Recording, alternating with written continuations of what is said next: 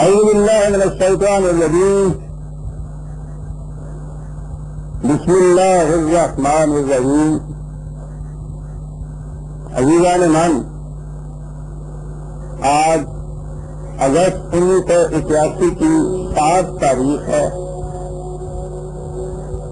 اور درس قرآن کریم کا آغاز سورہ زخرف کی آیت 57 سے ہو رہا ہے. 43/57. نبی اکرم صلی اللہ علیہ وسلم نے جب اپنی دعوت کا آغاز کیا تو آپ کے سامنے ایک تو وہی جہاں آپ مبعوث ہوئے یا پیدا ہوئے تھے، عرب کے بلکہ مکے کے، جنہیں مشرکین کہا جاتا ہے، یعنی اس کو الگ کیا گیا تھا اہل کتاب سے. تو یہ لوگ تھے جو مدعی نہیں تھے کسی نبی کے اتباع کے. یہ عرب کے لوگ یا جنہیں مشرکین کہا گیا ہے، بت پرستی تھی ان کا مسلک. اور دوسرا گروہ تھا جنہیں اہل کتاب کہا گیا ہے، اور ان میں نمایاں طور پہ یہودی اور نصارہ ہی تھے. نصارہ یا عیسائیوں کا مذہب قریب تر تھا، یعنی حضور سے پیچھے جائیں تو انبیاء کرام کا سلسلہ تو حضرت نبی علیہ السلام سے شروع ہوا اور چلا آ رہا تھا. تو حضور سے پہلے لاکھ جسے آپ کہیں گے اس دور کے، وہ حضرت عیسیٰ علیہ السلام تھے.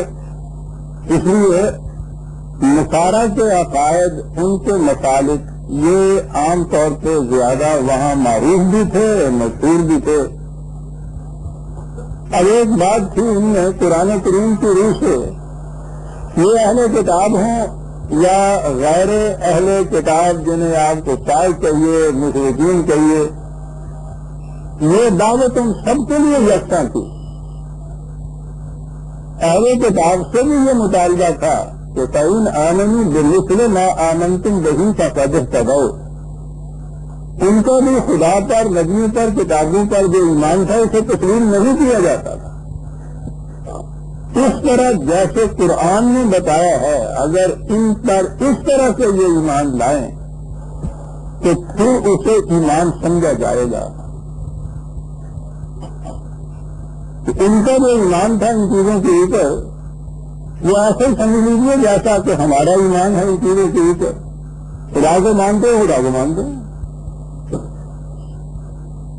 جیسا کہ میں کہا کرتا ہوں، یہ چیز مانتے ہیں تو کیا ہوا، نہ ماننے سے کیا فرق پڑا. آپ کے نزدیک تو یہ پڑ گیا فرق، در حقیقت فرق کیا پڑا اس سے. ماننے کی زبانیں کچھ اور ہیں. ماننا تو تسلیم کرنا ہے، سر تسلیم ہم کرنا ہے، عطایت کرنی ہے، اس کے مطابق زندگی بسر کرنا ہے. وَمَن لَّمْ يَحْكُم بِمَا أَنزَلَ اللَّهُ فَأُولَٰئِكَ هُمُ الْكَافِرُونَ. جو خدا کی کتاب کے مطابق حکومت قائم نہیں کرتے، فیصلے نہیں کرتے، انہیں کافر کہا جاتا ہے. خواہ وہ اہل کتاب کی طرح لفظی طور پر ایمان بھی کیوں نہ رکھتے ہوں یا کہتے ہوں کہ ہم ایمان لائے. اور قرآن نے تو یہ کہا ہے کہ اکثر اوقات یہ بھی صورت ہوتی ہے کہ وہ مومن ہوتے ہوئے بھی مشرک ہوتے ہیں، بتوں کے آگے نہیں جھکتے. اس شرک سے تو سب اجتناب کرتے ہیں کہ پتہ چلتا ہے کہ بت پرستی کر رہا ہے. خدا کی حکمرانی کو نہیں مانتے، انسانوں کی حکومتوں کو مانتے ہیں، خواہ وہ مذہب کے نام سے ہوں یا سیاست کے نام سے ہو. شرک یہ ہوتا ہے. تو وہاں مشرکین تو وہ تھے کہ وہ مدعی نہیں تھے کسی سابقہ نبی کی امت ہونے کے، اور اہل کتاب تھے کہ وہ اس کے مدعی تھے. لیکن مطالبہ قرآن کے مطابق ایمان لانے کا ان سب سے تھا. ایمان ہے وہ ایمان جو قرآن کی تفصیل کے مطابق کسی چیز کو مانا جائے، تسلیم کیا جائے، اس کی عطایت کی جائے، اس کے مطابق زندگی بسر کی جائے. قرآن نے کہا ہے کہ جس ایمان کے ساتھ سارے عمل شامل نہیں ہے وہ ایمان نہیں ہے. اس کے بعد جیسے کہ یہودی ایک قوم رہ گئے تھے، عیسائی ایک قوم رہ گئے تھے، مسلمان ایک قوم رہ گئے، تو ان سے بھی مطالبہ تھا. اور شاید آپ کو یاد ہو، جب بھی میں کہا کرتا ہوں کہ نوٹ کر رکھیے، قرآن نے تو کہا ہے یا الذین آمنوا باللہ، یا الذین آمنوا تو ایمان والے، یہ ترجمہ یہ کیا جاتا ہے کیا وہ لوگ جو ایمان کا دعویٰ رکھتے ہو، ایمان والے ہو، ایمان لاؤ خدا پر۔ آپ غور کیجیے وہ کیا کہہ رہا ہے، تو ایمان لاؤ کے پیغام یہ ہوئے کہ جیسا قرآن کہتا ہے کہ اس ایمان کا مقصد مطلب مطلوب منتہا یہ ہے، اس کے مطابق یہ کچھ کرو، پھر ایمان ہے۔ اسی لیے اہل کتاب سے بھی مطالبہ تھا اس ایمان کا، جیسے ہم سے مطالبہ کیا جا رہا ہے۔ ہم اسی سطح پہ ہیں جس سطح پہ رسول اللہ کے زمانے میں اہل کتاب ہوتے تھے،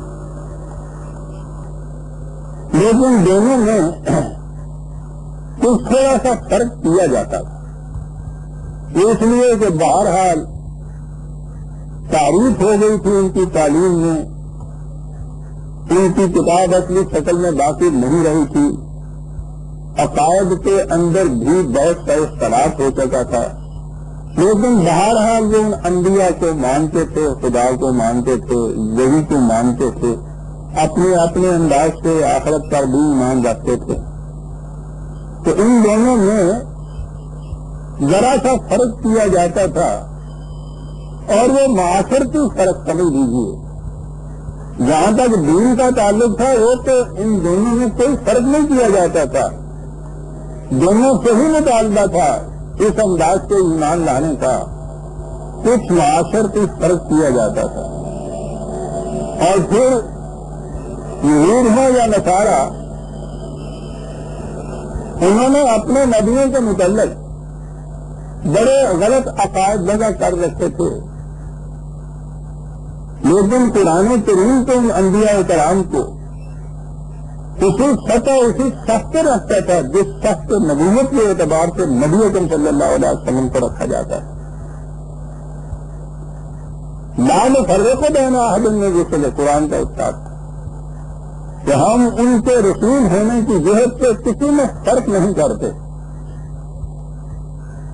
ظاہر ہے کہ ان کے انبیاء کرام، ان کو جب ذکر کرتا ہے قرآن یا نبی اکرم صلی اللہ علیہ وسلم یا جماعت مومنین جب ذکر کرتی تھی، پورے احترام کے ساتھ ان کا ذکر کیا جاتا تھا۔ وہ اسی صف میں کھڑے تھے جس صف میں کہ نبی اکرم صلی اللہ علیہ وسلم کھڑے تھے، انبیاء کرام کی صف میں۔ لیکن عقائد کے لحاظ سے مثلاً یہی جو عیسائی تھے، انہوں نے جو کچھ حضرت عیسیٰ علیہ السلام یا اپنے جو سینس سے ان کے متعلق عقائد وضع کر رکھے تھے، وہ بالکل مشرکانہ تھے۔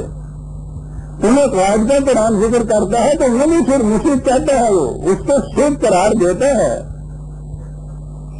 لیکن اس کے باوجود معاشرت میں دونوں میں کچھ تھوڑا سا فرق تھا۔ یہ جو مشرکین عرب تھے، یہ اس کو سمجھ نہیں سکتے تھے، یا یوں کہیے کہ برداشت نہیں کر سکتے تھے۔ اعتراض ان کا یہ ہوتا تھا وَلَمَّا ضُرِبَ ابْنُ مَرْيَمَ مَثَلًا إِذَا قَوْمُكَ مِنْهُ يَصُدُّونَ، کہ جب تو حضرت عیسیٰ علیہ السلام کا ذکر کرتا ہے اس احترام کے ساتھ جس کے وہ مستحق ہیں، تو یہ لوگ اس پہ اعتراض کرتے ہیں کہ تو ان مشرکین کے معبود کی تو عزت اور احترام کرتا ہے اور ہمارے معبودوں کے خلاف جاتا ہے، یہ فرق نہیں کرتے تھے ان دونوں میں۔ یہ سمجھتے تھے کہ معبود باطل ہونے کی جہت سے تو یہ دونوں یکساں ہیں، ہمارے بت کیا اور ان کے حضرت عیسیٰ علیہ السلام کیا، یہ اعتراض کرتے تھے۔ کہا جب تو ان کا نام احترام سے دیتا ہے تو یہ چلا اٹھتے ہیں، ہمارے بتوں کی مرمت کرتا ہے، انسانیوں کے بت کی اس طرح سے تعریف کرتا ہے۔ وہ سمجھتے تھے کہ اس کی تعریف کرتا ہے، انہوں نے تو اپنے یہاں کے حضرت عیسیٰ علیہ السلام کے تو مجسمے آپ نے دیکھے ہوں گے گرجوں کے اندر، میں یہاں کے گرجوں میں تو زیادہ نہیں گیا، غالباً ہوگا یہاں کراچی میں تو میں نے دیکھے تھے۔ تو یہ بات ان کی سمجھ میں نہیں آتی تھی، لیکن قرآن کہتا ہے کہ یہ بات نہیں، کہ سمجھ میں نہیں آتی تھی، چلا اٹھتے تھے، وہ لفظ جو ہے اس کے بعد برداشت نہیں کر سکتے تھے وہ بات، اور یہ باہمی حسد کی بات ہوتی ہے، واقعی برداشت نہیں کر سکتا ایک انسان، فرق نہیں پھر کرتا جب جذبات میں آ جاتا ہے تو وَقَالُوا آلِهَتُنَا خَيْرٌ أَمْ هُوَ، یہ پوچھتے ہوئے ہیں کہ یہ ہمارے بتوں میں اور ان کے اس بت میں کیا فرق ہے؟ کہ اس کا نام احترام سے دیا جاتا ہے، ہمارے بتوں کی مذمت کی جاتی ہے۔ مَا ضَرَبُوهُ لَكَ إِلَّا جَدَلًا بَلْ هُمْ قَوْمٌ خَصِمُونَ، کہا یہ بات نہیں کہ انہیں معلوم نہیں ہے، انہیں بھی معلوم ہے، اور ہم اتنا چرچا کرتے ہیں اس بات میں کہ یہ انبیاء کرام جو تھے خدا کی طرف سے بھیجے ہوئے رسول تھے، اس اعتبار سے ہم ان کا احترام کرتے ہیں، یہ جانتے ہیں اس چیز کو،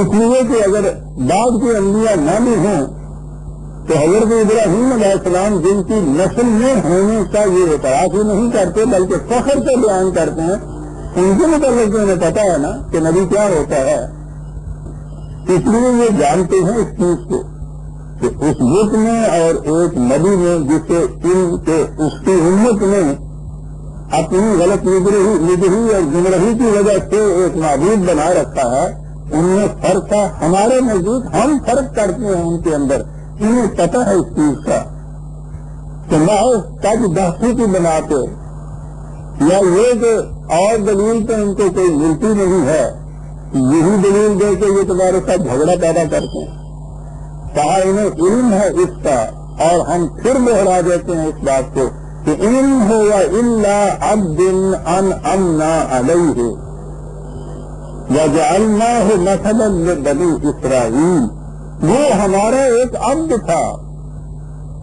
قرآن نے انبیاء کرام کو اپنا عبد کہا ہے، نبی اکرم صلی اللہ علیہ وسلم کو بھی عبد کہا ہے، اور یہ میں سمجھتا ہوں کہ انسان کا بلند ترین مقام یہ ہے کہ وہ اس ایک آستہ پہ سر جھکا کے ساری دنیا کی آستانوں سے سر فرازانہ گزر جاتا ہے۔ یہ ایک سجدہ ہے جسے تو بڑا سمجھتا ہے، 1000 سجدے سے دیتا ہے آدمی کو نجات، لیکن یہ ایک سجدہ تو ضرور ہوتا ہے نا،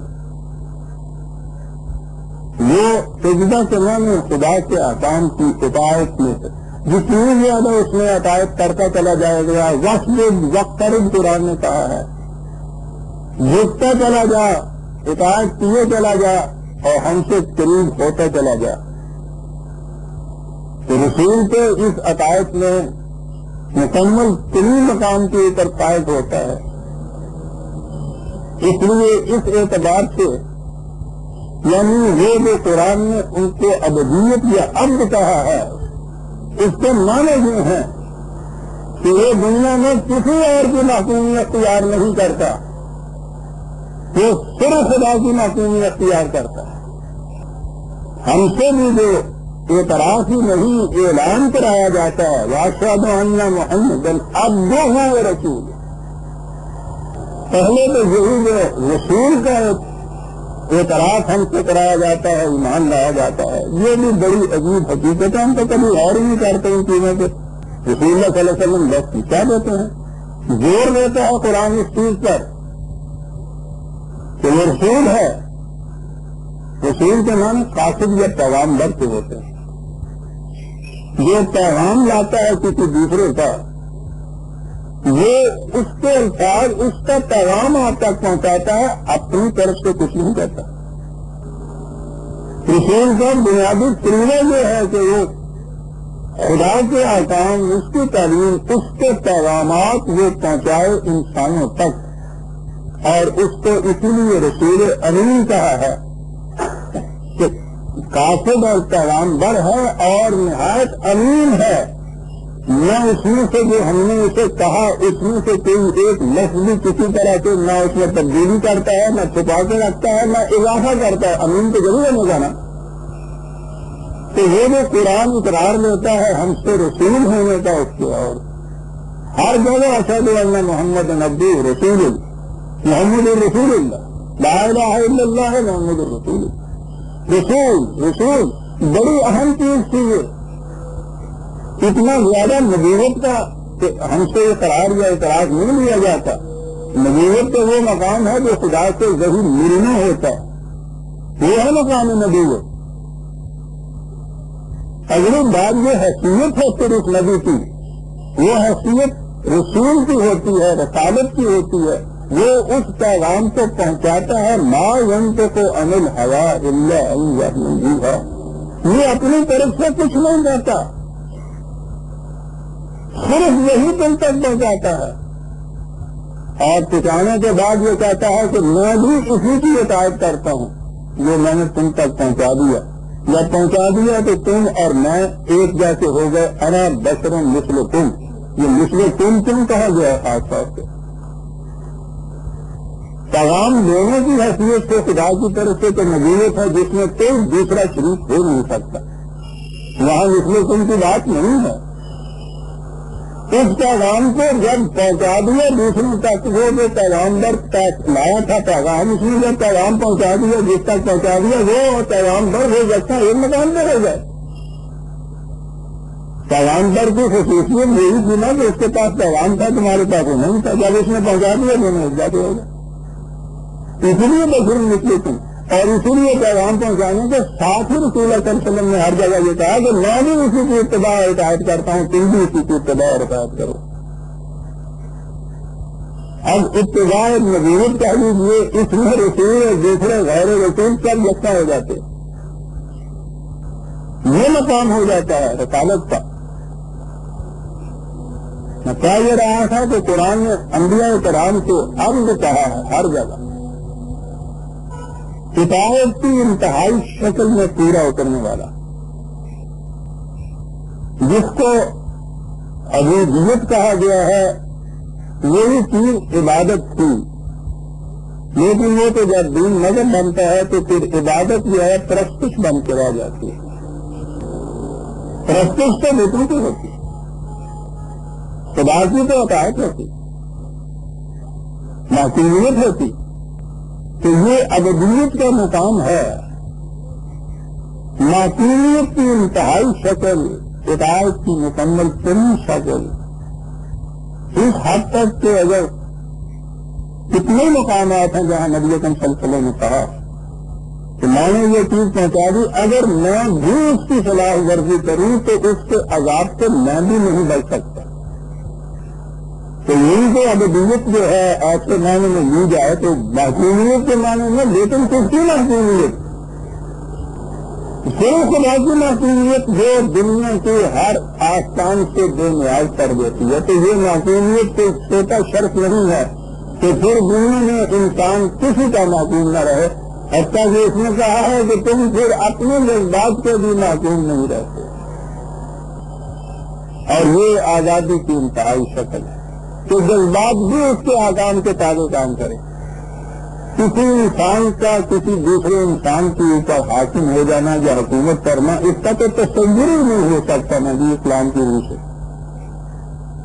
ما کان لبشر ان یؤتی اللہ الکتاب والحکم والنبوۃ ثم یقول للناس کونوا عبادا لی من دون اللہ. کسی بشر، کسی انسان کو اس کا حق نہیں پہنچتا، خواہ اسے قانون سازی کے اختیارات ہوں، خواہ وہ ایگزیکٹو و انتظامیہ کے اختیارات ہوں، اور اگلا لفظہ خواہ وہ نبی بھی کیوں نہ ہو کہ وہ دوسروں سے کہے کہ تم میرے محکوم بن جائے، کسی کو حق نہیں پہنچتا.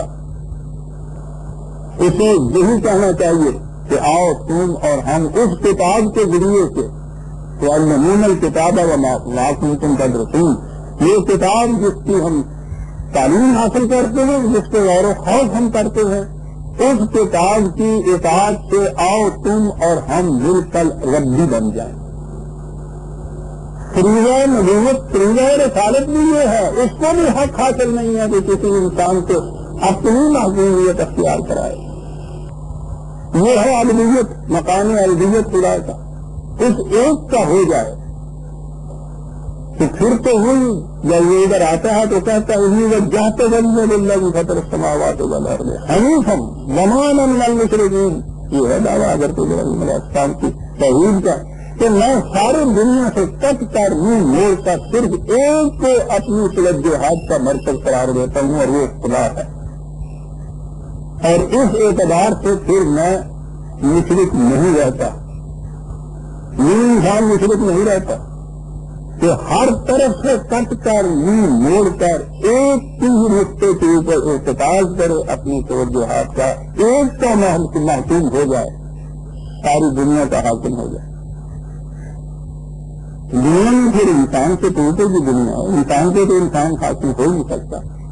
فخر لیکن معافی سماوات والارض زمین میں پوری کائنات خارجی جو ہے اس کو مسخر کرے اس ایک کا عبد ہونے کے بعد تو مقام عبدیت کوئی چھوٹا مقام نہیں ہے. یہ مقام عبدیت بتاتا ہے. ہم جو پھر چلتے ہیں جناب اور اس کو بڑے فخر ہے تعظیم سے کہ وہ بھی جو مستقبل ہے خدا ہو کر ادھر بڑا وہ مدینے میں مصطفیٰ ہو کر کیا ہوا تھا. سبحان اللہ. وہی دادا کر کہاں پہنچے ہوئے ہیں. حدیث نے کہا تھا کہ مومن ہوتے ہوئے بھی مشرک ہوتے ہیں تم. اور اس شرک میں معاذ اللہ ہم نے کس کو اپنا معبود بنایا ہے. کہتے ہو جسے خدا نے اپنا عبد کہا ہے ہم اسے کہتے ہیں کہ ادھر بڑا جو مدینے میں مصطفیٰ ہو کر سفر کرتے ہیں. اس کے اوپر بات میں کہہ رہا تھا کہ ہوا ان هو الا عبد انعمنا علیہ وجعلناہ مثلا لبنی اسرائیل. یہ کہتے ہیں کہ تم حضرت عیسیٰ علیہ السلام کی تعظیم و تکریم اور یہ کچھ کرتے ہو اتنا چاہتے ہو ہمارے بیٹوں کو. اس کی پوزیشن یہ ہے کہ خدا کا رسول تھا نبی تھا اس اعتبار سے ورنہ وہ عبد تھا خدا کا. ہم بھی اگر اس کی الوہیت اختیار کر لیں تو ہم بھی اب خدا کے ہیں. ہم تو سب عبد ہیں خدا کے. اور اسے ہم نے نمونہ بنایا تھا بنی اسرائیل کے لیے کہ زندگی اس قسم کی بسر کرو. لیکن ان لوگوں نے اس کے جو پیروکار ہیں جو اس کے امتی ہونے کے مدعی ہیں ان کی کیفیت یہ ہے کہ انہوں نے خود یہ اس قسم کے عقائد وضع کر لیے ہیں اور ان کے عقائد میں سے ایک بنیادی چیز قرآن لے کے آیا ہے. ان کا عقیدہ یہ ہے میں پہلے قرآن کے متعلق بتاؤں کہ اس میں مقاصد عمل کے متعلق یہ بات کہی ہے جو نہایت مدلل ہے پریکٹیکیبل ہے جسٹی ہوئی ہے. اور انسانوں کے متعلق یہی ہونا چاہیے تھا کہ انسان ہے بہرحال ہزار احتیاط کے باوجود کہیں نہ کہیں کچھ چھوٹی موٹی لفظ ہو جاتی ہے. اتنے سے یہ ہمیشہ کے لیے مردود نہیں ہو جاتا. یہ بات نہیں ہے کہ وہ جنت میں اسے بھیجا جائے گا جو اس سے پہلے اس کے میلاد دولا کے کپنا کے وہ کپور لگا کے پاک صاف کر لیا جائے گا. کوئی گناہ نہیں ہوگا کوئی لفظ نہیں ہوگی. کہ یہ معصوم یا تو فرشتے ہوتے ہیں یا پھر اس انسان کے پہلے اس کا ایسا معصوم بنا کے تو پھر جنت میں بھیجا جائے گا. باہر کوارنٹین مقرر کر دیتے ہیں اور اس میں سے پھر یہ تصور ہے کہ یہ تھوڑی سی بھی جو بشریت کے اعتبار سے چھوٹی موٹی لغزشوں کی جو علائق ہے یہ لے کر بھی جنت میں نہیں جائے گا. ناد ہو گیا یہاں پہ کس قدر پریکٹیکل ریلیجن ہے کس قدر دلائل پر مبنی ہے. کہتا انسان ہے لغزشیں سوچتی ہے. دیکھنا یہ ہے ہم تو ایک ذرہ اس کے عمل کا خیر کا بھی شر کا بھی توڑیں گے. دیکھیں گے یہ کہ وہ پلڑا بھاری کون سا ہے. مزاج کا معیار یہ قرار دیا آپ دیکھیے کہ کہاں سے کہاں لے گیا قرآن. معصومیت نہیں کہ کوئی گناہ کیے ہی نہ ہو کوئی لفظ چھوڑ ہی نہ ہو تو پھر تو صاف ظاہر ہے کہ وہ جنت میں نہیں گئی جاتا. شرط معصومیت کی نہیں ہے وہ ناممکن العمل ہے. شرط یہ ہے کہ جس سے آپ نیکیاں چاہیے یا قرآن کی روح سے تعمیری اعمال جنہیں کہا جاتا ہے اس کا پلڑا جھکتا ہے. پاسنگ مارک جسے میں کہتا ہوں میں سمجھانے کے لیے ہوتا ہے. اس میں صاحب کے کئی سوال غلط بھی اس میں ہوتے ہیں. دیکھنا یہ ہوتا ہے کہ وہ اتنی سی اس نے علم میں ترقی کر دی ہے کہ اگلی کلاس میں جا کر یہ چل جائے گا. وہ یہ ایکسپیکٹ کرتا ہے انسان سے. کس قدر انسانوں کی سطح کے اوپر آگے ڈھونڈ دیا گیا ہے. ورنہ انسان تو مایوسی سے مر گیا. یہ نے یہ کہا ان کے یہاں تو توبہ ہوتی نہیں، جو نہیں ہوتی تو اس کے بعد تو 7 گناہ بھی ہوئے کہ اب کیا کریں ان گناہوں کی روح سے گئے جہنم میں. انہوں نے کہا کہ یہ ٹھیک ہے جائیں گے تو صحیح، لیکن وہ ہمارے اس زمانے میں ہمارے بزرگ جو ہوں گے وہ دفتر گئے ہوئے ہوں گے ہمارے لیے پروانے بنانے کے لیے، وہ 3-4 دن ان کے وہاں لگ جائیں گے اور اس کے بعد جب وہ لے آئیں گے ہمارے لیے وہ پروانہ راہداری تو وہ دکھا کے جنت کے دروازے پہ تو ہم سب کو نکال کے لے جائیں گے جنت میں. کیا کرتے یعنی اور اس کے سوا طریقہ ہی نہیں تھا تو وہاں سے پروانے بنوا کے لائے. یعنی خود ہی ایک ایسی چیز ہے چیز یہ پریکٹیکل نہیں ہے. کوئی انسان بھی ایسا نہیں ہو سکتا کہ وہ معصوم ہو کوئی ایک لڑکے سے گناہ بھی نہ ہوا ہو. اب وہ جنت میں کیسے لے جائیں؟ لے جانے کی شرط بھی ہو کوئی گناہ نہ ہو. تو اب پک جھاڑی میں یہ تھی کہ وہ پروانے لے ہیں اور وہ لانے سے جب دکھایا گیا تو پھر یہ سارے جواب ہو گئے. عیسائیت آئی اور اس میں آ کے یہ کہا انہوں نے تو پھر بھی کہا تھا کہ چند دنوں کے لیے وہاں بھیج دیں گے. تو یہ اپنے یہاں کی دکان پہ وہ رکھتے اپنی قوم سے رکھتے تو جب ادھر لوگ آتے ہیں نا یہ تو بنی اسرائیل کی طرف نبی تھے اگر کوئی تلاش نام تو یہ عیسائیوں میں سے اپنی طرف کیسے کھائیں؟ انہوں نے کہا نہیں یہ 2-3 دن میں نہیں یہ بھی معاملہ خراب ہو جائے گا. یہ بھی اگر تو عیسیٰ علیہ السلام کے کفارے پہ ایمان لے آئے گا یہی سے جنت میں سیدھا ہی چلا جائے گا. چلیے یعنی قرآن نے ایک لفظ اس کے لیے کہا کہ ان کا تصور یہ ہے کہ انسان کو ملائکہ کی طرح معصوم ہونا چاہیے جب وہ جنت میں جا سکتا. کہا یہ کہ اگر شرط ہماری یہی ہوتی تو ہمیں ضرورت کیا تھی کہ تمہارے جیسے انسان پیدا کرتا پھر ان کو کسی طرح سے فرشتے بناتا پھر ان کو جنت میں لے جاتا. یہ اس طرح سے اٹھا کے ناک کو ہاتھ لگانے کی ضرورت ہونا چاہیے تھی. ہم اسی طرح سے یہاں فرشتے بول کر کہا یہ تھی ان کی غلطی. انسانوں کی سطح پہ نہیں رکھا ہوں. یہ اس قسم کے عقائد ہیں ان کے کہ جن کی تصحیح کے لیے پھر یہ ایک نبی بھی آیا ہے اس کے ساتھ نئی کتاب بھی آئی ہے. یہ پوزیشن تھی حضرت عیسیٰ علیہ السلام کی. اب آگے ایک بات آتی ہے آیت ہے وَإِنَّهُ لَعِلْمٌ لِلسَّاعَةِ حضرت عیسیٰ علیہ السلام کے متعلق بڑی غور طلب تھی. اب ساتھ کا اب مروجہ جو ہمارے ہاں چلا آ رہا ہے عقیدہ اس کو لیتے ہیں پہلے پھر بعد میں سمجھ میں آئے گی. قرآن نے یہ کہہ دیا کہ وہ تو اسباب کے لیے ایک علم کے معنی نشانی ہوتا ہے. ہم نے آپ کو بتایا کہ ہمارے ہاں جہاں بھی اسباب کا لفظ قرآن میں آتا ہے اور ساتھ ہی نہیں جہاں بھی اس قسم کی چیزیں آتی ہیں ہم نے تو قیامت تک اٹھا رکھا ہے نا یہاں تو کچھ ہوتا ہی نہیں ہے. تو اسباب کا ترجمہ ہمارے ہاں یا تفصیل شروع میں جو ہوئی وہ ہوئی قیامت. اب انہو جو ہے اس کو کہا حضرت عیسیٰ علیہ السلام کہ وہ قیامت کی نشانی ہے. یہ ہوا ترجمہ یہ ہوئی تفصیل. اب آگے خود ہی ہاتھوں سے دین اور پھر باتوں سے کھولنے شروع کی کہ یہ جب قیامت کی نشانی ہے تو وہ تو رسول اللہ صلی اللہ علیہ وسلم سے بھی 600 سال پہلے ہو گزرے تو قیامت کی اس وقت بھی نہیں آئی اس کے بعد بھی نہیں ہے. تو قیامت کی نشانی پھر کیسے بنے ہے نا حل طلب سوال.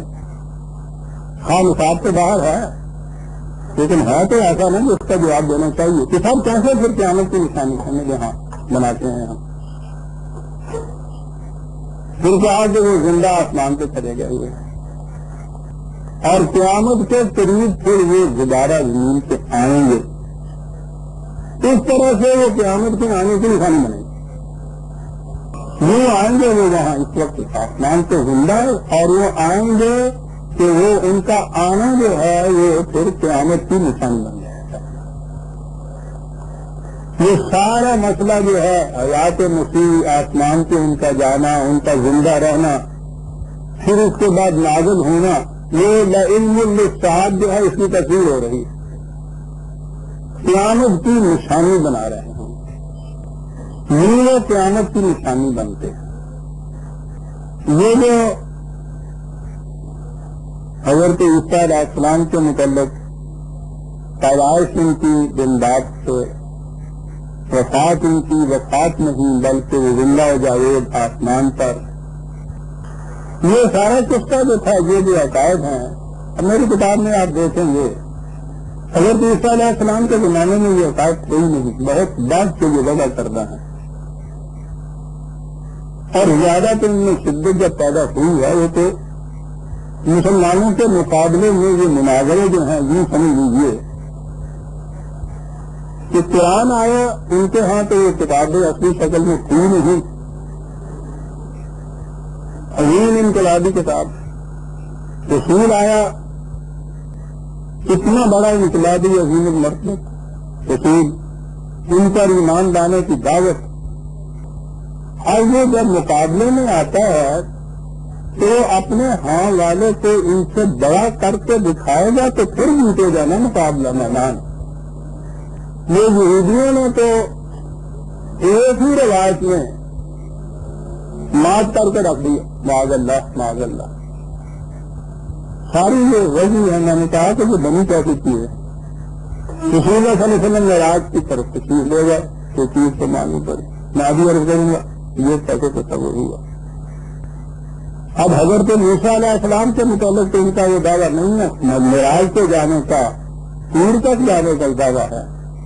یہاں ان کا دعویٰ ہوا کہ وہ عرش معلیٰ تک عبور گئے کہ اب وہ انہوں نے دیکھا کہ یہ تو ان کا نبی جو ہے انہوں نے تو اس کو بہت بلند بنا دیا, اوپر چلا گیا, ہمارا نبی تو نیچے رہا.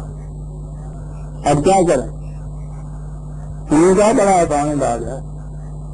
منگنا کیسے دیا نا کہ جب حضور واپس تو چیز لائے بخاری شریف کی بھی تو حضرت موسیٰ علیہ السلام آ گئے تھے تو انہوں نے اخلاق کی انہوں نے کہا کہ فرمائیے گئے تھے آپ خالی ہاتھ واپس آ گئے یا وہاں سے کچھ توحفہ بھی ملا ہے. آپ نے فرمایا کہ نہیں توحفہ ملا ہے, نمازیں پڑھنے کا امت کے لیے حکم دیا گیا ہے. شروع سے ہیں 500 نمازیں, کم از کم بھی اس میں ہیں تو 50 نمازیں. تو اللہ تعالیٰ نے یہ دیا حکم توحفہ, حضور اس کو لے کے خوشی خوشی واپس جا رہے ہیں. انہوں نے کہا ذرا ٹھہر جاؤ, رک جاؤ, آپ کو پتا ہے کہ یہ کیا حکم دیا اور آپ بھی خوش چلے جا رہے ہیں, کبھی جائیں گی یہ تو پہلے سوچا نہیں میں نے. اب بات سمجھ میں آئی, آپ جو کہہ رہے ہیں تو پھر کیا کروں. ان کا کہ جاؤ, پھر نہیں پڑی جائیں گی. پھر بھیجا دینے والے نے کہا کہ اچھا یہ بات ہے, اب نہیں پڑی جائیں گی, چلو آگے صحیح پیدا ہوں گے. بخاری شریف کی روایت ہے عزیزہ نے. عقیدہ یہ ہے بخاری اور مسلم کی حدیث کی روایات کا, حدیث کا, کہ ان کی کسی ایک روایت سے بھی اگر انکار کیا جائے تو دائرہ اسلام سے خارج ہو جاتا ہے اسلام. اس لیے میں نے کہا ذرا سمجھ کے ہنسا کرو. واپس گئے, آدھی رہ گئی, پھر آئے, وہ کہیں گے یہ بھی نہیں پڑی جائیں گی. پھر گئے, پھر اس میں سے کام ہوا, پھر واپس آئے, اور انہوں نے کہا نہیں پڑی جائیں گی. پھر گئے, بہرحال آخر میں آ کے 5 رہ گئی. انہوں نے کہا کہ یہ بھی نہیں پڑی جائے گی. آپ نے کہا کہ بھائی اب تو مجھے بار بار جاتے شرم آتی. انہوں نے کہا کہ ٹھیک ہے آپ اپنی شرم میں رہیے, آپ دیکھیے گا پھر عمر کا کیا حال ہوتا ہے, نہیں پڑھ سکیں گی. کہنے گا میں نہیں جا سکتا. اب آپ سوچیے عزیزہ نے من, یہ جو ہے یہودیوں کی تورات میں تالمود میں مسئلہ میں نہیں ہے, آپ کی بخاری شریف میں ہے. یہ کیا مقام رہتا ہے نبی اکرم صلی اللہ علیہ وسلم کا, کیا مقام رہا اس میں راج کا. ایک روایت میں یہودی نے مات کر کے دکھا دیا. آپ کو معلوم نہیں کہ سازشیں کیا ہوئی ہوئی آپ کے ساتھ, لیکن سب سے بڑی سازش یہ ہے کہ تورات اور انجیل اور اپنے ہاں کے تعلق میں نہیں رکھا انہوں نے اس چیز کو, آپ کے ہاں کے مجموعے میں رکھا, جس کے متعلق عقیدہ یہ ہے کہ اگر اس روایت کا بھی انکار آپ کرتے ہیں تو دائرہ اسلام سے خارج ہو جاتے ہیں. منوایا یہ کہ یوں ہوا تھا یہ, اور عیسائیوں کے لیے کیا تھا جب مقابلے آتے تھے وہ یہ کہ سیدھی سی بات ہے, ہمارے نبی دن رات کے پیدا ہوئے, یہ انفرادیت روزات آپ کے نبی کو تو نہیں, وہ تو اسی طرح سے پیدا ہوئے. اب اس سے تو ان کو قابو نہیں تھا, کیا کرتے پیدائشتے تھے. انہوں نے کہا کہ ہمارے نبی زندہ آسمان پہ تو اس کے جواب میں انہوں نے یہ کہا کہ وہ رہ گئے چرخے چہارم پہ جناب عیسیٰ، تاکہ یہ ہفت سماوات کے میدان تھی تو آپ کے انہوں نے معراج شریف میں عرش تک پہنچا۔ اللہ نے مان لیا، یہ نہ کہیے معراج شریف میں، میں کہہ رہا ہوں، میں اس معراج کا کہہ رہا ہوں، ورنہ نبوت تو شرف انسانیت کی معراج کبریٰ ہے۔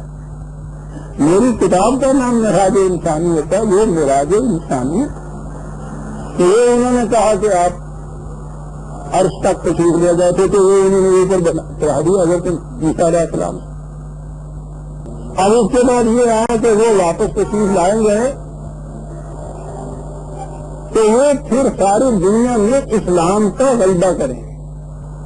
اب یہاں پھر یہ بات آگے لیتے کہ غلبہ اسلام جو ہے یہ نبی اکرم صلی اللہ علیہ وسلم یا ان کے بعد کے صحابہ یہ امت یہ تو نہیں کر سکے گی۔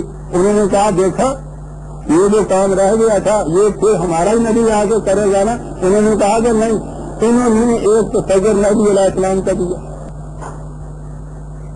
انہوں نے کہا کہ وہ آئیں گے تو یہ ٹھیک ہے، دونوں کا مسئلہ تو ایک ہوگا، لیکن پہلے حضرت عیسیٰ علیہ السلام ان کے ہاتھ سے مسلمان ہوں گے،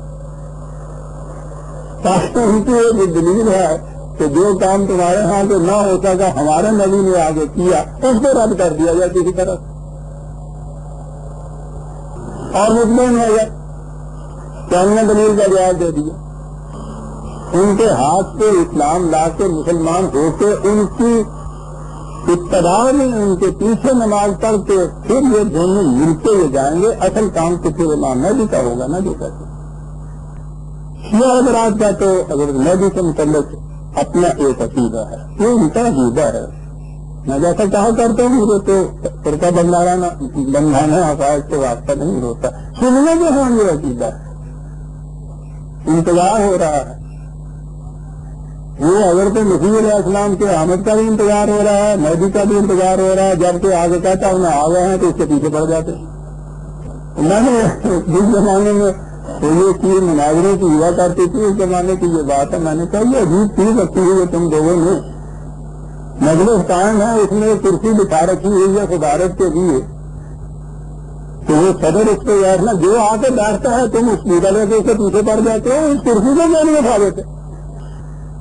عزیزان جب بھی قرآن کی وجہ سے یوں لفظ آئی آپ کی کہ یہ ساری چیزیں آ جاتی ہیں اس کے ساتھ، نہ علم نہ بصیرت نہ دلیل نہ حجت نہ برہان نہ عقیدہ نہ قرآن، کچھ باقی نہیں رہتا۔ اس کے بعد صرف سوان پرستی رہ جاتی ہے یا پھر دوسروں کے ساتھ مقابلے میں مناسبت کا جذبہ کہ بڑھ کے ہو جائے کس طرح مار جائے یہ نہ مناظرہ۔ میں تو کبھی سنایا نہیں کرتا جو مناظرہ میں ہماری گزری ہے، بہرحال کی تجویز چیز تھی، دفاع کے زمانے میں بھی اچھا ہی پایا تھا کہ مقابلے میں مناظرے کے اندر جو کوئی دلیلیں دیتے تھے تو معاذ اللہ آج اس کے تصور سے بھی کام اٹھتی ہے۔ خیر بات میں وہ کیوں کروں، انہ لعلم للساعۃ۔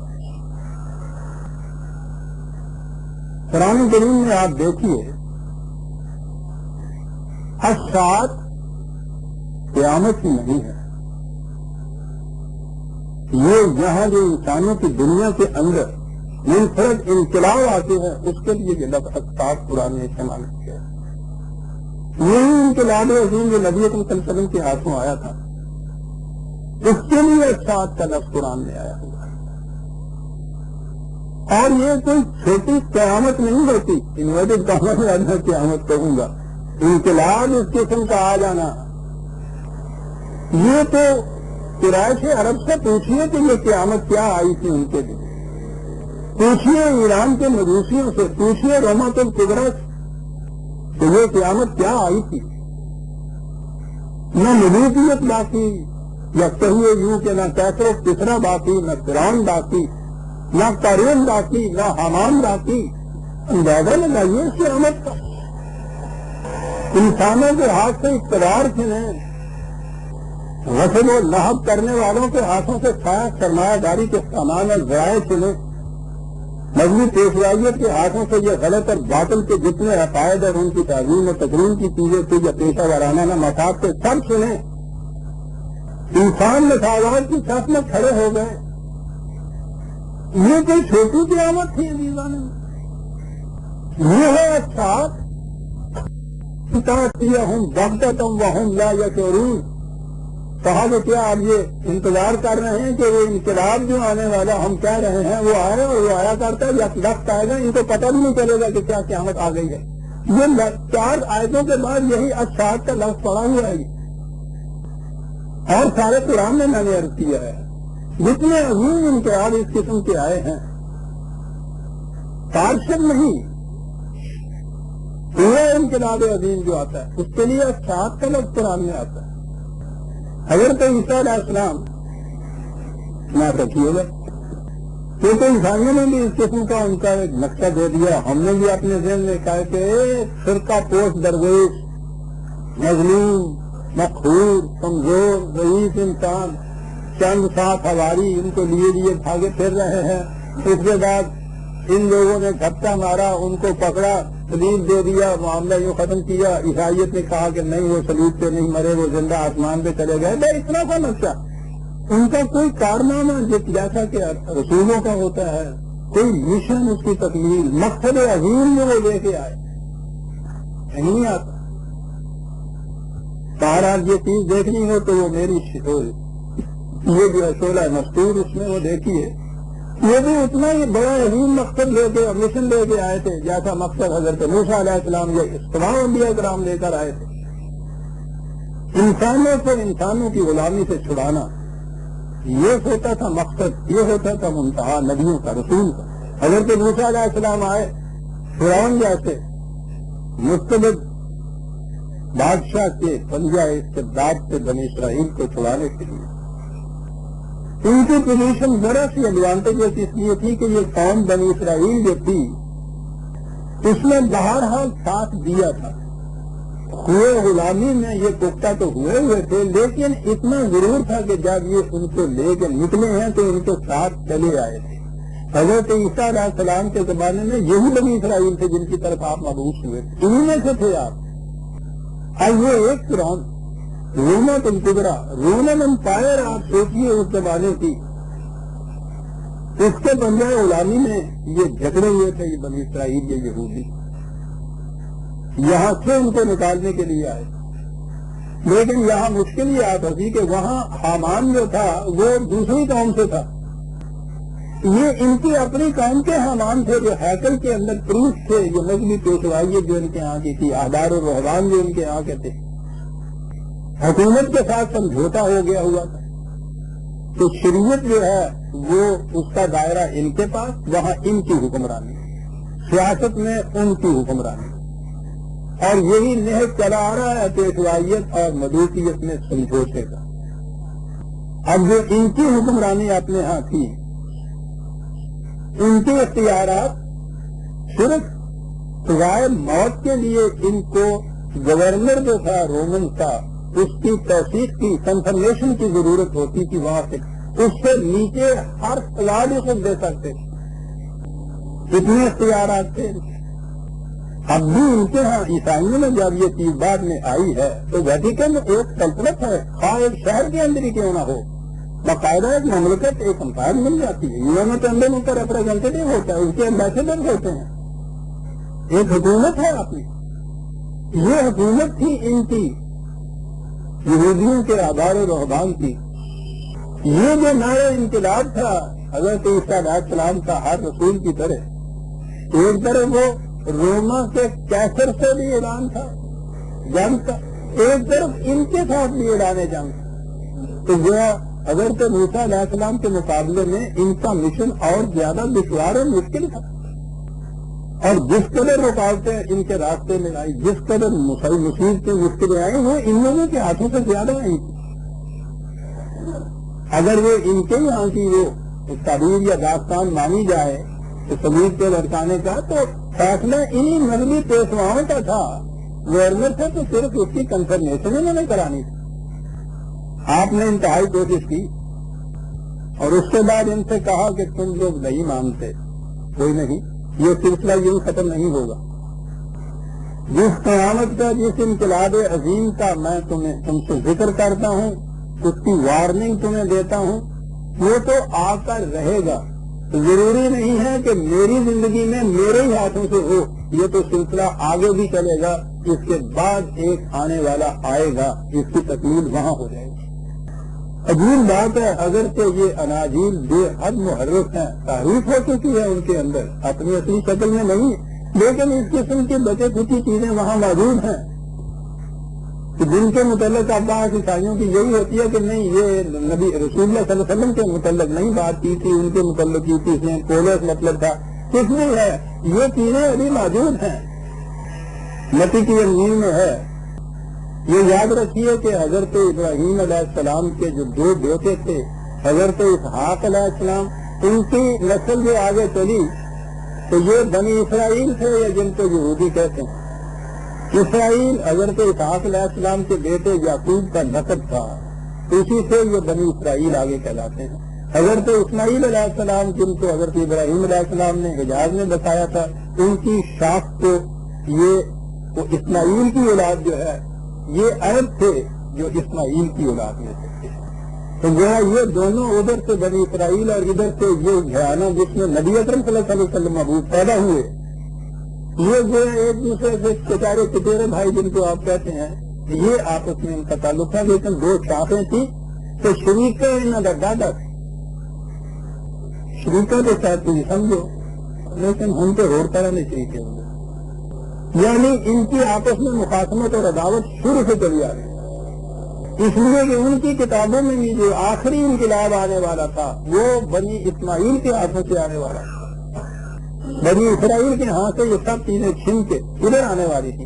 عجیب بات ہے کہ یہ محرف اناجیل میں بھی یہ چیزیں جو ہیں اس میں بھی ملتی ہیں، یہ دوسری انجیلیں دیکھ کر میرے وقت نہیں ورنہ میں بتاتا، انجیل برنباس جو ہے اس میں دیکھیے، اس میں تو نام تک لکھا ہوا ہے نبی اکرم صلی اللہ علیہ وسلم، برنباس بھی صحابہ میں حضرت عیسیٰ علیہ السلام کے حواریوں میں سے تھے، ان کی انجیل مل گئی ہوئی، اب گئی ہوئی، لیکن جو ان کی انجیلیں اپنی ہیں یہ اس کو نہیں ریکگنائز کرتے، کہتے ہیں وہ وہی ہے، جو ان کی اپنی ہے اس میں بھی یہ چیزیں ہیں، انجیل متی میں ہے۔ حضرت عیسیٰ علیہ السلام کا انداز جو تھا وہ تمثیلات میں ساری بات کرتے تھے، مگر یہ آتا ہے کہ وہ اس قدر استبداد تھا، اس قدر زیادہ رومن امپائر کا سخت قسم کا سینسر تھا کہ وہ برہنہ بات جو تھی وہ ہونے نہیں دیتے تھے، تمثیلات اور تشبیہات میں اسی صورت میں یہ باتیں کی جاتی ہیں کہ وہ سمجھنے والے سمجھ جاتے ہیں کہ بات کیا کہی گئی، گرفت میں نہیں آتی۔ آپ کا سارا بیان آپ دیکھیں گے تمثیلات اور تشبیہات کے انداز میں ہے، اگر کہ ادبی لحاظ سے وہ بڑی عمدہ تشبیہ ہیں، لیکن نظر آتا ہے کہ حرف برہنہ جیسے آپ کہتے ہیں کھل کے انہیں الفاظ میں بات کہہ دینا، یہ انداز نہیں ہے، یہ قرآن کے اندر انداز تمثیل متی کی انجیل ہے۔ ایک اور تمثیل سنو، ایک گھر کا مالک تھا جس نے انگوری باغ لگایا اور اس کے چاروں طرف احاطہ گھیرا اور اس نے حوض کھودا اور برج بنایا اور اسے باغبانوں کو ٹھیکے پر دے کر پردیس چلا گیا، اور جب پھل کا موسم قریب آیا تو اس نے اپنے نوکروں کو باغبانوں کے پاس اپنا پھل لینے کو بھیجا، اور باغبانوں نے اس کے نوکروں کو پکڑ کر کسی کو پیٹا، کسی کو قتل کیا، کسی کو سنسار کیا۔ آپ دیکھتے ہیں کہ اس طرح سے بات کہتے چلے جا رہے ہیں۔ پھر اس نے اور نوکروں کو بھیجا جو پہلوں سے زیادہ تھے، اور انہوں نے ان کے ساتھ بھی اسی طرح کیا۔ آخر اس نے اپنے بیٹے کو ان کے پاس یہ کہہ کر بھیجا کہ وہ میرے بیٹے کا تو لحاظ کریں گے۔ جب باغبانوں نے بیٹے کو دیکھا تو آپس میں کہا کہ یہ وارث ہے، آؤ اسے قتل کر کے اس کی میراث پر قبضہ کر لیں، اور اسے پکڑ کر باغ سے نکالا اور قتل کر دیا۔ بس جب باغ کا مالک آئے گا، مالک اب آئے گا نا اس کے بعد، تو ان باغبانوں کے ساتھ کیا کرے گا؟ انہوں نے اس سے کہا کہ ان برے آدمیوں کو بری طرح ہلاک کرے گا اور باغ کا ٹھیکہ اور باغبانوں کو دے گا جو موسم پر اس کو پھل دیں۔ یسوع نے ان سے کہا، کیا تم نے کتاب مقدس میں کبھی پڑھا کہ جس پتھر کو معماروں نے رد کیا وہی کونے کے سرے کا پتھر ہو گیا؟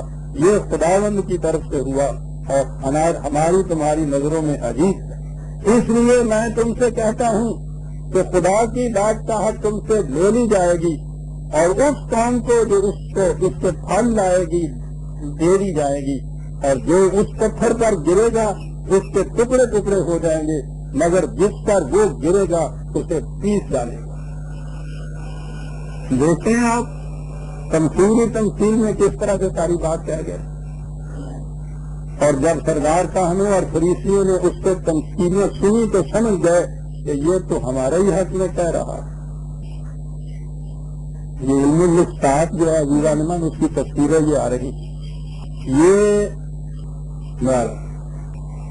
ایک جگہ تو واضح الفاظ میں بھی کہا تھا، یہ دوسری جگہ کہا ہوا یوحنا کی انجیل میں، لیکن جب وہ مددگار آئے گا، یہ ترجمہ ان لوگوں نے کر دیا ہوا ہے مددگار۔ وہ زبان تو حضرت عیسیٰ علیہ السلام کی ارمی تھی، ایرانی زبان میں تو کوئی نسخہ انجیل کا ہے ہی نہیں، اس کا ترجمہ یونانی میں ہوا تھا۔ اصل یونانی میں بھی کوئی نسخہ موجود نہیں ہے، اس کے تراجم جو لیٹن میں ہوئے تھے وہی بعد میں ملے، وہی ترجمے انگریزی میں ہوئے، وہی اردو میں ہوئے۔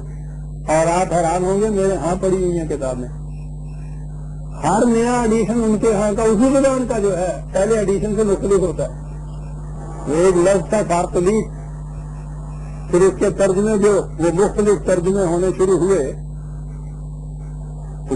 قرآن کریم میں حضرت عیسیٰ علیہ السلام کی جو پیش گوئی حضور کے متعلق کی ہے، اسمہ احمد اس میں لکھا ہوا ہے، اور تحقیق کے بعد معلوم ہوا جہاں تک بھی وہ یونانی لفظ بھی تھا جس کو یہ فارقلیت کی جگہ اس کے معنی متعین کر سکتے تھے، اس کے لیے ترجمہ یہی احمد ہی ہو سکتا تھا محمد کے مقابلے میں، اور حضور کے دونوں نام ہیں۔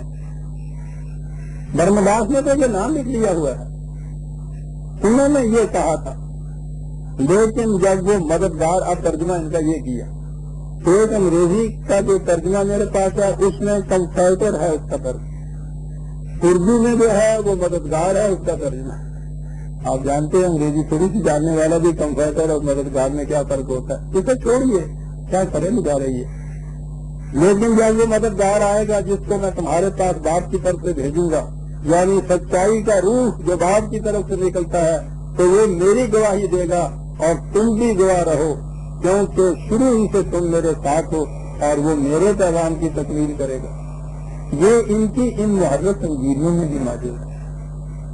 یہی تھی وہ ساتھ یہودیوں کے لیے بھی یہ قیامت ہوگا، عیسائیوں کے لیے بھی یہ قیامت ہوگا، رومن امپائر کے لیے بھی، ایران کے کسرا کے لیے بھی۔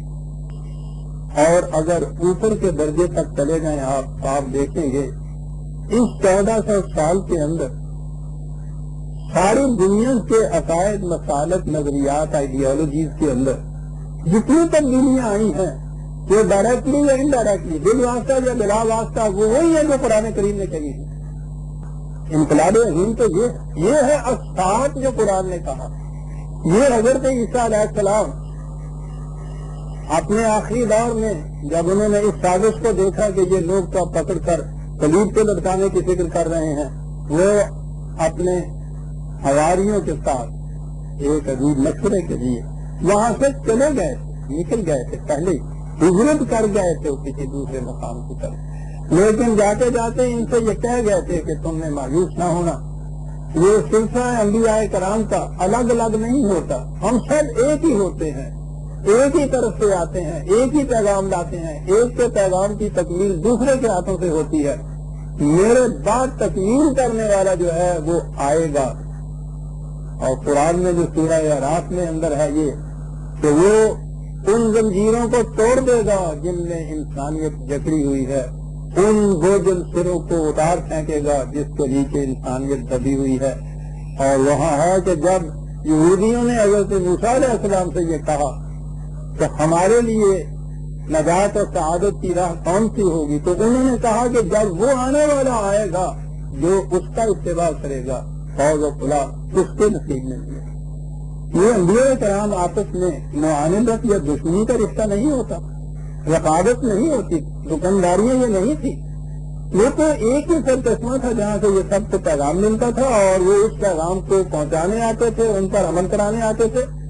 اور اگر اس انبیاء کرام کی تاریخ کو اس ارتقائی یا تدریجی نقطۂ نظر سے مدون کیا جائے، جیسا میں نے اپنی کتابوں میں کیا، نظر آئے گا کہ ایک نبی جہاں چھوڑ جاتا تھا ایک انقلاب کی اسٹیج کو، اگلا نبی آ کے وہاں سے آگے اس کو لے کے آتا تھا. اور حضور نبی اکرم صلی اللہ علیہ وسلم خاتم النبیین تو بعد میں ہیں، مکمل کرنے والے ہیں اس انقلاب کے. تمت کلمت رب تقبلتم وعدل، تمت ہے اکملت لکم دینکم. یہ دینکم رسول صلی اللہ علیہ وسلم کا دین نہیں ہے، یہ تو چلا آ رہا تھا وہ دین کی تکمیل، انقلاب کی عظیم کی تکمیل ہوئی ہے اس دور میں آ کے. اس لیے یہ جو انبیاء سابقہ کے مشن تھے، ان مشنوں کے مقابلے میں کوئی الگ مشن یا پروگرام نہیں تھا. پچھلی سلسلہ ذری کی آخری کڑی تھی جس میں تکمیل تک بات آ کر پہنچی. وَإِنَّهُ لَعِلْمٌ لِلسَّاعَةِ فَلَا تَمْتَرُنَّ بِهَا وَاتَّبِعُونِ هَذَا صِرَاطٌ مُسْتَقِيمٌ.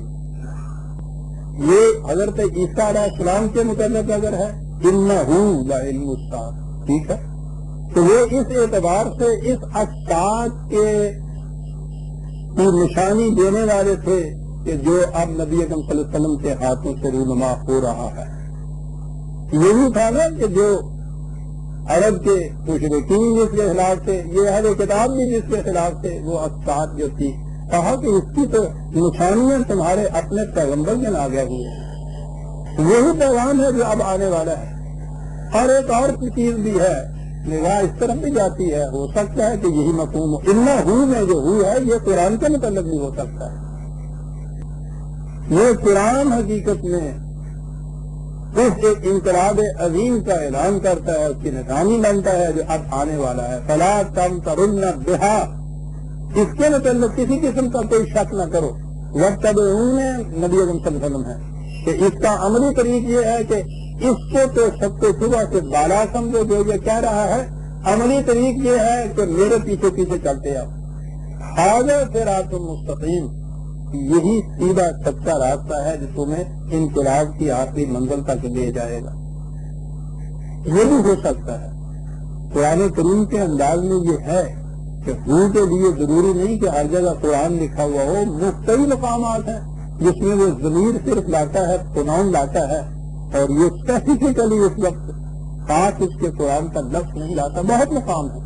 تو بہرحال حضرت عیسیٰ علیہ السلام کے متعلق ہے تو ان کی اناجیل میں یہ چیزیں موجود ہیں جنہیں پیشین گوئی کہتے ہیں. یہ پیشین گوئیاں نبیوں کی نہیں ہیں، خدا کی طرف سے وحی کے ذریعے سے یہ چیزیں ان سے کہی گئی تھی.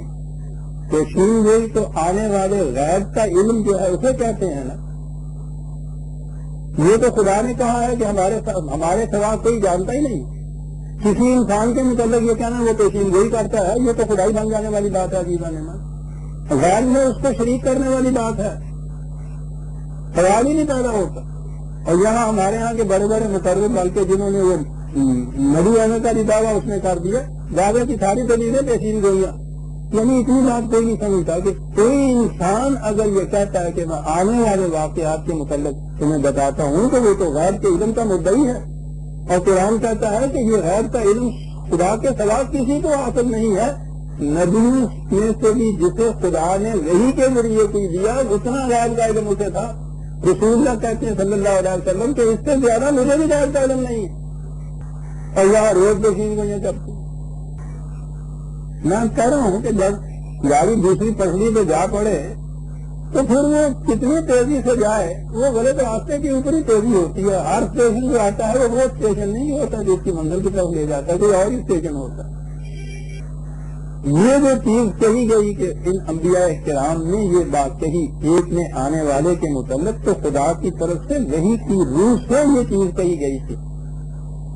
پیشین گئی ایک انسان کی حیثیت. میں نے کہا رسول اللہ نے خود فرمایا کہ مجھے بھی غیر کا علم نہیں ہے. وجود اس کے وحی کے ذریعے سے خدا نے مجھے دے دی. خدا تو یہ جو انبیاء سابقہ کی داستانیں بیان کرتا ہے ان کے متعلق بھی بعد میں کہتا ہے کہ اے رسول تو جانتا ہی نہیں تھا، تو وہاں تھا ہی نہیں جب موسیٰ طور کی طرف گیا ہے، تو وہاں موجود ہی نہیں تھا جب ان کے وہ جو حضرت مریم علیہ السلام کے جو ہیکل کے اندر پرورش دینے والے تھے وہ آپس میں جھگڑ رہے تھے کہ کس کی تعلیم میں کس کی سہولت میں یہ جائے گی، کیونکہ وہاں تھا ہی نہیں. یہ ہم غیب کی باتیں تمہیں وہی کے ذریعے بتا رہے ہیں. آگا صراط مستقیم ولا یصدنکم الشیطان انہ لکم عدو مبین. یاد رکھو یہ صراط مستقیم ہے سیدھی جانے والا. اس کے راستے میں شیطان کھڑا ہو جائے گا. آپ کو تو معلوم ہے کہ یہ ایک تو وہ شیطان ہے کہ جس کے لیے ہر گناہ کی ذمہ داری ہم اپنے اوپر نہیں لیتے. ایک مقرر کر رکھا ہے، ہم نے اس کے سر پھینک دیتے. پتا نہیں ہوگا ہلیا کی بڑھیا ہو گیا ایسے. ہاں جی، ہر شخص اپنا فکر لیا. اور وہ اتنا سخت ہے کہ یہ لاکھوں کی تعداد میں اسے ہر سال وہاں پتھر مارتے ہیں، وہ ڈٹا ہوا اسی طرح. یہ جو تصور ہے نا شیطان کا، تو یہ شیطان نے کرا دی. یہ خود ذمہ داری اپنی قبول کرنے سے فرار ہے. اپنے ذہن میں ہم نے یہ قرار دے رکھا ہوا ہے، اس سے ہمیں تسلیم ہو جاتی ہے کہ میں نے نہیں یہ کچھ کیا.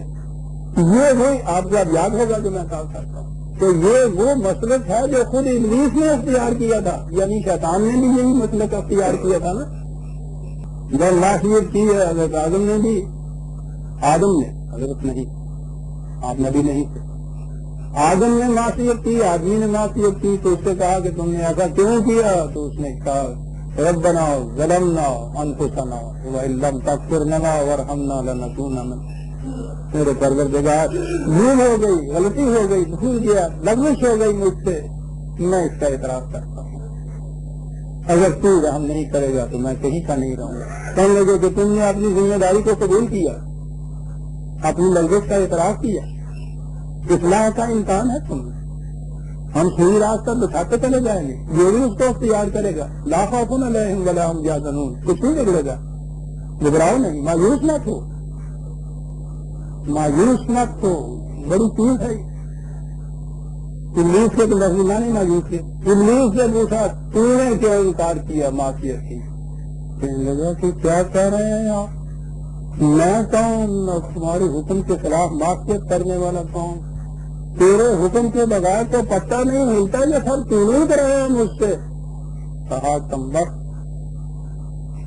اپنی لفظ کا اعتراف نہیں کرتا، ذمہ داری سے فرار حاصل کرتا ہے، تیری اصلاح کا کوئی امکان نہیں ہے. بات ختم ہو گئی. اس سے ابلیس و آدم ہے ہی تو. اور ہم ہے کہ ساری عمر یہی چیز جو ہے اسی ابلیس کو، اسی شیطان کو ہم نے اپنا وہ پتھر بنایا ہوا جس سے ہم وہ بت بنایا ہوا جس سے پتھر مارتے رہتے ہیں. وہاں جا کے عملاً ایسا کرتے ہیں، ہم ہر وقت ایسا کرتے ہیں. شیطان نے گمراہ کر دیا، شیطان نے یہ کرا دیا، سب چیزیں اس کے ذمہ. اس نے کہا خدا نے کرا دیا، ہم نے کہا اس نے کرا دیا، تو الٹیمیٹلی جو ہے انڈائریکٹلی تو وہی یاد کی بات. دنیا میں بھی اس چیز کو یاد رکھی جو قرآن نے کہا، جو شخص اپنی ذمہ داری سے فرار حاصل کرتا ہے اور دوسروں کے اس کے اوپر کرتا ہے، ہاں وہ کتنا ہی مقدم کیوں نہ ہو سہارا. یاد رکھیے ابلیس کی مطلب ہے. اور ابلیس کے معنی میں نے کہا کہ مایوس کرتا ہے، وہ شیطان کہلاتا ہے. اس وقت اپنے مستقل جذبات کے ماتحت ایک چیز کر گزرتا ہے، اور اس کے بعد جب دیکھتا ہے اس کے عواقب اور اس کے نتائج کو تو اس سے خود مایوسی آتی. بجائے اس کے کہ اس کا اعتراف کرے کہ مجھ سے یہ غلطی ہوئی تو پھر اصلاح کر لے، تو کہتا ہے کہ نہیں لا اور بڑا قوت کر لے گا. اعوذ باللہ من الشیطان. شیطان انسان کے لیے یہ کچھ کر جاتا تھا، وہ شیطان کے ذمہ کیا، آپ بڑی ذمہ ہو گئے. یہ وجہ ہے کہ ہمارے ہاں غلط معصیت لغزشیں جتنی ہیں پختہ سے پختہ تر ہوتی رہتی ہیں، ہم ان کی ذمہ داری میں قبول کرتے.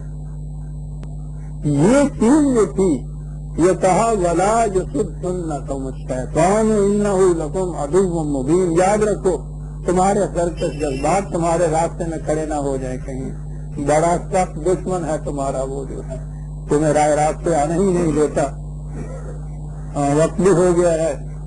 آج کی موسم میں آپ احباب کا سکون سے بیٹھ جانا باعث شکریہ ہے. سورہ زخرف کی آیت 62 تک ہم آ گئے. دوست آیت کے اندر یہ بڑا ایک اہم اعلان ہو رہے ہیں اس دفعہ انہوں نے فیصلہ کیا ہے کہ اس یوم آزادی کی تقریب کو حکومت کی یا قوم کی سطح پر عام منایا جائے. اس کے جو پروگرام آ رہے ہیں ریڈیو پہ، ٹیلی ویژن پہ، اخبارات پہ، تو وہ صبح سے ہی شروع ہو جاتے ہیں، 9 بجے سے بھی ذرا پہلے سے، اور پھر مسلسل وہ چلتے رہتے ہیں.